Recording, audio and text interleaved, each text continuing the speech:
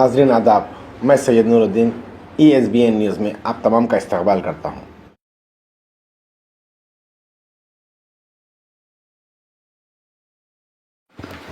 अस्सलाम वालेकुम रहमतुल्लाहि व बरकातहू। नाज़रीन, जैसा कि आपको मालूम है 2 दिन पहले कर्नाटक हाई कोर्ट का फ़ैसला हिजाब के ख़िलाफ़ आया है, तो मैं आज उस शख्सियत से बात करने के लिए यहाँ पे मौजूद हूँ जो तारुफ़ के मोहताज नहीं है, लेकिन फिर भी मेरा ये हक़ बनता है कि मैं उनके बारे में आपको कुछ बताऊँ।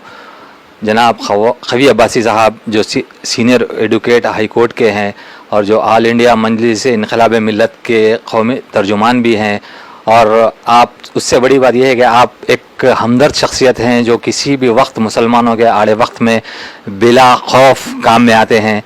तो आइए बात करते हैं हम जनाब खवी अब्बासी एडवोकेट साहब से।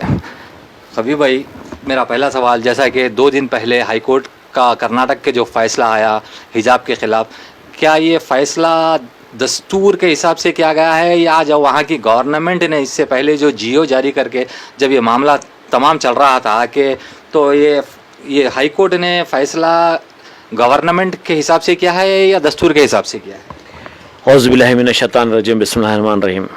देखिए, मैं आपको समय पहले ये बताते चलूँ कि जब तक सेंट्रल गवर्नमेंट BJP रहेंगी तो फ़ैसला ये कोर्ट कचहरी का नहीं रहेगा। जो भी फैसले आएंगे BJP गवर्नमेंट के बैकडोर फैसले रहेंगे। जैसे कि आप बाबरी मस्जिद का फैसला देखिए, जो चीफ जस्टिस ऑफ इंडिया था, जो फैसला प्रोनाउंस करा, उसको बाद में राज्यसभा MP दिया गया। ठीक है, बाबरी मस्जिद, ट्रिपल तलाक के फैसले को देख लीजिए आप। वैसी जो है ये भी BJP dominated BJP ruled state है, तो यहाँ पर भी हिजाब का जो है without considering constitution, without considering the freedom of expression of speech, without considering the freedom of expression of religious practice, ये मुस्लिम पर्सनल लॉ में जो है मदाखिलत किया गया। मुस्लिम पर्सनल लॉ में मदाखिलत किया गया कि कोई किसी के पर्सनल एक्टिविटी में मदाखिलत नहीं कर सकते as per guaranteed by the constitution of India. तो ये बिल्कुल गलत है। ये मैं बोल सकता हूँ कि ये पूरे जजेस जैसा बंच ऑफ जोकर्स, और ये फैसला already BJP central government Modi के पास हुआ। वो फैसले के हिसाब से UP का इलेक्शन था, इसको एक इंस्टिगेट करे, एक फ्लेयर करे और UP का इलेक्शन भी जीते इसी तरीके से, और ये भी फैसला यहाँ पर ऐसा आया। देखिए, बहुत ही not at all acceptable, it is not at all acceptable as per law also. इसमें अपील में जा सकते हैं आप, सुप्रीम कोर्ट में जाइए, सेट असाइड कर दीजिए ऑर्डर को, अपील में जाइए, स्पेशली पिटिशन भी ऑलरेडी फाइल हो चुकी है। हमारे से भी जो हो सकता है हम मदद करेंगे, आइए आगे बढ़ के करिए, सब मिल के करिए, इतने डाल दीजिए, इतने पिटिशन डाल दीजिए कि सुप्रीम कोर्ट मजबूर हो जाए।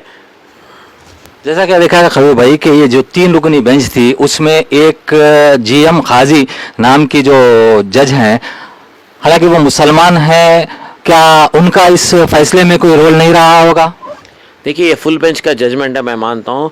ये सिर्फ नाम के मुसलमान रहते, ये सिर्फ जो सो क्या बोल सकते हैं आप उसको, गवर्नमेंट के जो बोलते हैं आप, गवर्नमेंट के मुसलमान रहते। ये जैसे कौम का जज्बा नहीं रहता इनको खाली एक नाम के तौर पे इस्तेमाल किया जाता, फलाना के बीच में जैसा फैसला हो, लेकिन फैसले जैसे ऑलरेडी हो चुके रहते। ये फैसला सिर्फ प्रोनाउंस करने का रहता है।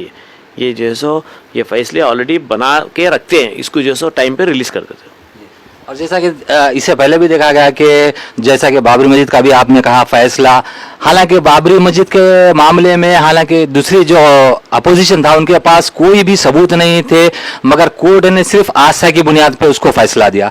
और जैसे कि आप ट्रिपल तलाक की बात ले लीजिए, ट्रिपल तलाक में भी जैसा कि मोदी सरकार ने कहा कि हम बड़े मुसलमान औरतों को राहत दे रहे हैं, फिर जब मुसलमान औरतों को राहत देने की बात आ रही है और जब यहाँ पे बच्चियों की जो बात आ रही है, तो फिर वहाँ की सरकारें क्यों इसकी मुखालिफत कर रही हैं? और जैसा कि कहा जा रहा है कि आज जो जजेस बैठे हुए हैं, क्या वो भी इस्लामोफोबिया का शिकार हो रहे हैं?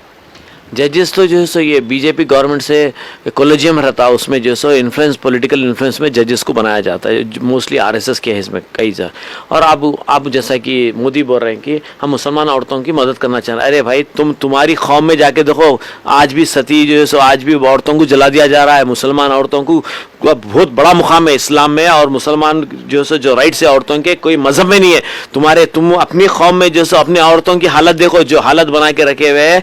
आप जो है एक जाति का दूसरे जाति के उसमें आ नहीं सकता। इनके 35,000 करोड़ इनके जो है सो मूर्तियां हैं जहाँ पूजा होती है। तो आप पहले अपने घर में देखिए कि आपकी औरतों को आप जो है सो उनको सिक्योरिटी दीजिए, उनके हुकूक दीजिए, उसके बाद मुसलमानों के दूसरों के मजहब में मदाखिलत करने का हम तो पहली बार आपको हक देते नहीं। आपको कोई राइट्स नहीं है कि मुसलमान औरतों के ताल्लुक से बात करने का। आप अपनी औरतों को देख लो, उसके बाद तुम अपने घर में देख लो, अपनी बीवी को छोड़ के कितने साल से तुम कहां पे, अपनी अम्मा से कितने साल पहले मिले तुम पहले अपना देख लो, बाद में मुसलमान औरतों के बारे में बोलो। अपने घर में जो आग लगी हुई है, दूसरों के घर में जो है झांक के देख रहे हैं आप।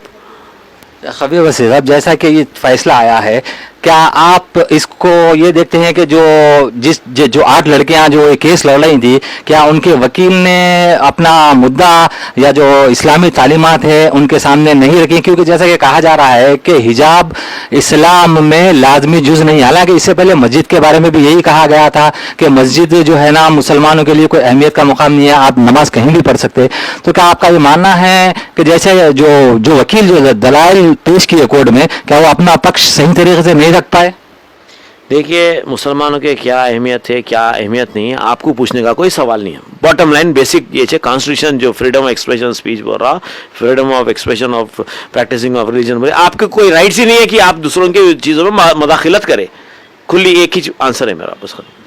अच्छा, अब जैसा ये मामला सुप्रीम कोर्ट की दहलीज तक पहुंच गया है और सुप्रीम कोर्ट ने होली के बाद इसको सुनने की बात कही है, तो आपके हिसाब से क्या हाई कोर्ट का जो वर्डिक्ट आया है क्या वो सुप्रीम कोर्ट में बदल सकता है, या और अच्छे लॉयर्स को रखकर इसकी पैरवी करने की जरूरत है? आपका नजरिया क्या है इस बारे में? मैं तो कुछ भी नहीं बोल सकता हूँ जब तक कि फिर वहाँ से कुछ जजमेंट नहीं आया, इसलिए कि सुप्रीम कोर्ट भी जो so incline towards the political motive और इंक्लाइन टुवर्ड्स बीजेपी गवर्नमेंट। ये मैं बोल रहा हूँ ना, ये कोर्ट्स के फैसले नहीं है। जो भी आपको जो इस तरीके से एग्रीव्ड फैसला से वो सिर्फ बीजेपी हुकूमत सैफरॉन RSS के भवन में ये फैसले तय किए जाते हैं। ठीक है, तो जैसा कि आपने सुना, खबीर बाजी साहब को ज़्यादा उम्मीद सुप्रीम कोर्ट से भी नहीं है। तो आप देखिए, इंशाल्लाह हम आपको और ऐसे लोगों के इंटरव्यूज आपको बताते रहेंगे। शुक्रिया खबीर बाजी साहब हमारे से बात करने का। खुदा हाफिज़।